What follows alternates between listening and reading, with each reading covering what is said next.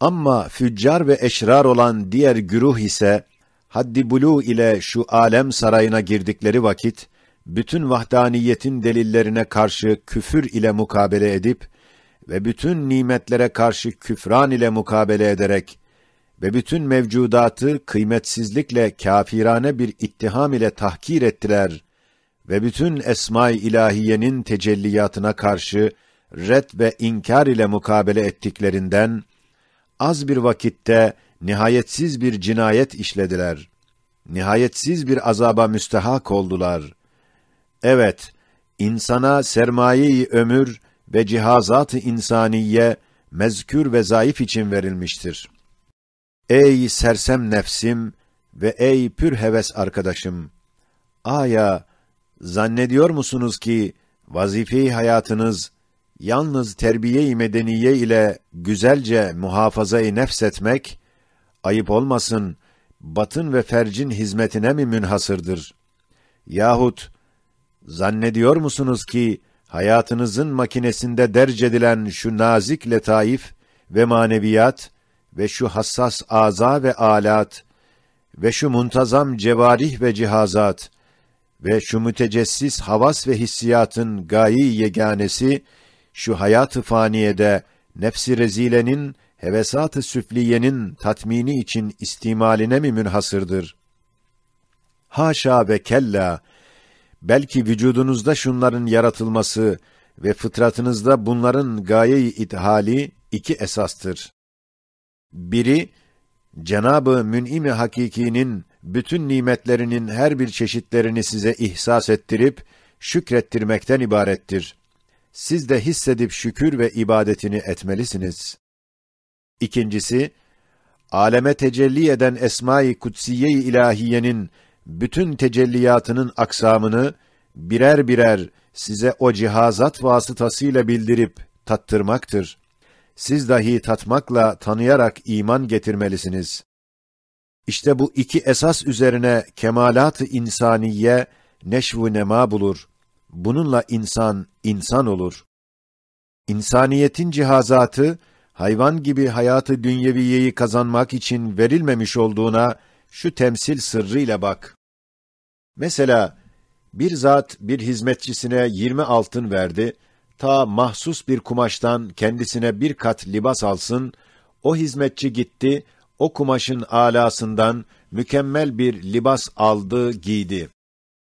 Sonra gördü ki, o zat, diğer bir hizmetkârına 1000 altın verip, bir kağıt içinde bazı şeyler yazılı olarak onun cebine koydu, ticarete gönderdi. Şimdi, her aklı başında olan bilir ki, o sermaye, bir kat libas almak için değil, çünkü evvelki hizmetkâr, 20 altınla en âlâ kumaştan bir kat libas almış olduğundan, elbette bu 1000 altın, bir kat libasa sarf edilmez.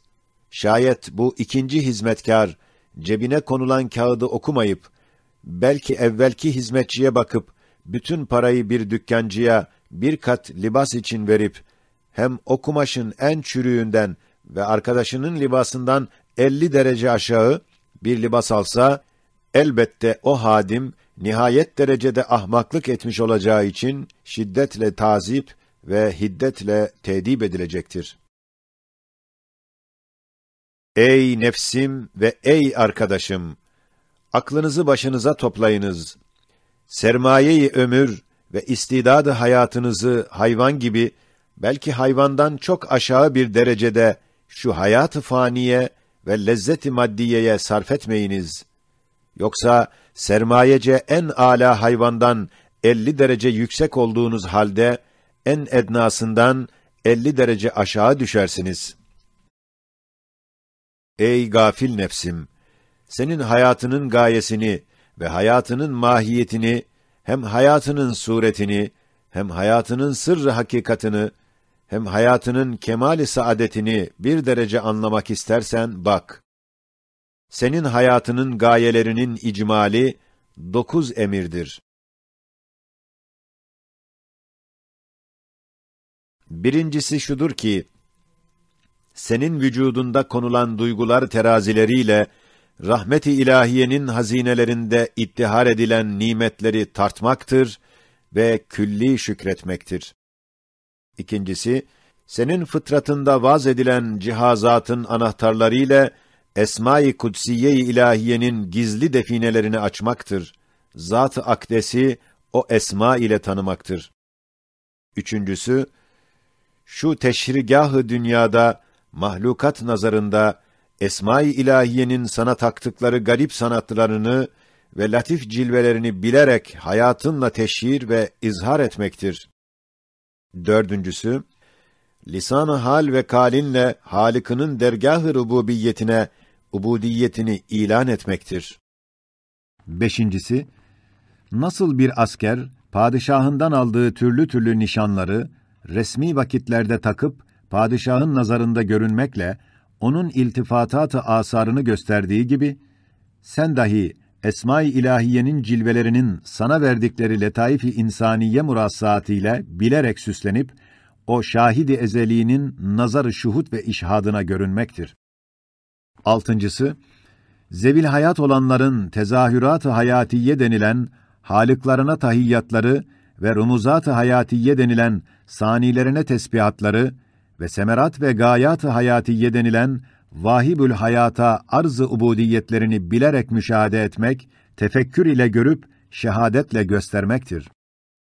Yedincisi, senin hayatına verilen cüz'i ilim ve kudret ve irade gibi sıfat ve hallerinden küçük numunelerini vahid-i kıyasi ittihaz ile Hâlik-ı Zülcelal'in sıfat-ı mutlakasını ve şuûn-u mukaddesesini o ölçüler ile bilmektir.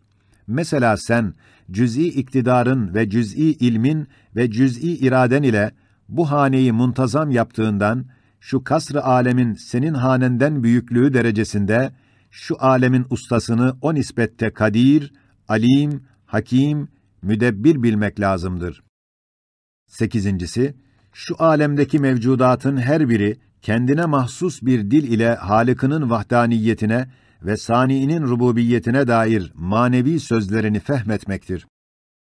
Dokuzuncusu, acz-u zaafın, fakr-ı ihtiyacın ölçüsüyle, kudret-i ilahiye ve gınâ-i Rabbaniye'nin derecat-ı tecelliyatını anlamaktır. Nasıl ki açlığın dereceleri nispetinde ve ihtiyacın envaı miktarınca taamın lezzeti ve derecatı ve çeşitleri anlaşılır, onun gibi sen de nihayetsiz aczin ve fakrınla nihayetsiz kudret ve gınâ-i ilahiyenin derecatını fehmetmelisin. İşte senin hayatının gayeleri icmalen bunlar gibi emirlerdir. Şimdi kendi hayatının mahiyetine bak ki, o mahiyetinin icmali şudur.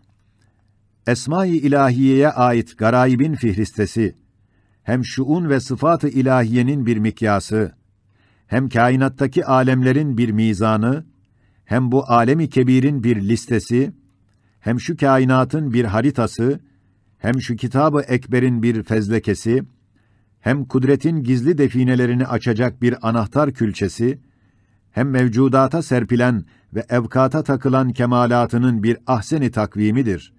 İşte mahiyet-i hayatın bunlar gibi emirlerdir. Şimdi senin hayatının sureti ve tarz-ı vazifesi şudur ki, hayatın bir kelime-i mektubedir. Kalem-i kudretle yazılmış, hikmet nüma bir sözdür. Görünüp ve işitilip, Esma-i Hüsna'ya delalet eder. İşte hayatının sureti bu gibi emirlerdir. Şimdi hayatının sırrı hakikati şudur ki, tecelli ehadiyete, cilve-i samediyete ayneliktir. Yani bütün aleme tecelli eden esmanın noktay-ı mihrakiyesi hükmünde bir camiiyetle zat-ı ehad-i samede ayneliktir. Şimdi hayatının saadet içindeki kemali ise, senin hayatının aynesinde temessül eden şems-i ezeliğinin envarını hissedip sevmektir. Zişur olarak ona şevk göstermektir. Onun muhabbetiyle kendinden geçmektir. Kalbin göz bebeğinde aksi nurunu yerleştirmektir. İşte bu sırdandır ki, seni âlâ-i illiyine çıkaran bir hadis-i kutsinin meali şerifi olan, men ne koncem der semavatu zemin, ez acep koncem bi kalbi mu'minin denilmiştir. İşte ey nefsim, hayatının böyle ulvi gayata müteveccih olduğu ve şöyle kıymetli hazineleri cami olduğu halde, hiç akıl ve insafa layık mıdır ki, hiç ender hiç olan muvakkat huzuzat-ı nefsaniyeye, geçici lezaiz-i dünyeviyeye sarf edip zayi edersin?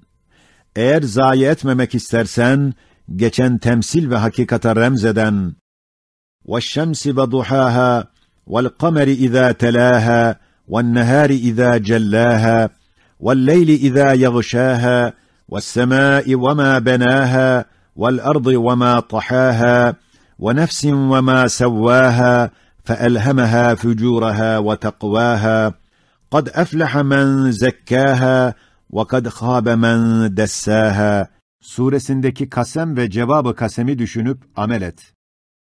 Allahümme salli ve sellim ala şemsi semâir risaleti ve kameri burcin nübüvveti ve ala âlihi ve ashabihi nücumul hidayeti varhamna varhamil mu'minine vel mu'minat. Amin, amin, amin.